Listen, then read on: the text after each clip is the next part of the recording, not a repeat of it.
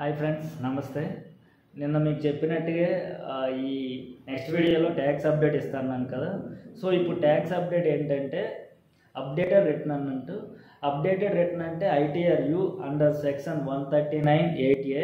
ఇదేంటంటే మనకి assessment year 2022-23లో ఎవరైతే ట్యాక్స్ ఫైల్ చేసినప్పుడు ఏమైనా కొన్ని ఇన్కమ్ రిపోర్ట్ చేయడం మర్చిపోయినా, అప్పుడు చేసినప్పుడు ఏమైనా ఎర్రర్స్ ఉన్నా, సో అవి రెక్టిఫై చేసి మళ్ళీ రీఫైలింగ్ చేయొచ్చు. సో దానికి డ్యూ డేట్ వచ్చేసి దిస్ మంత్ March 31st, 2025.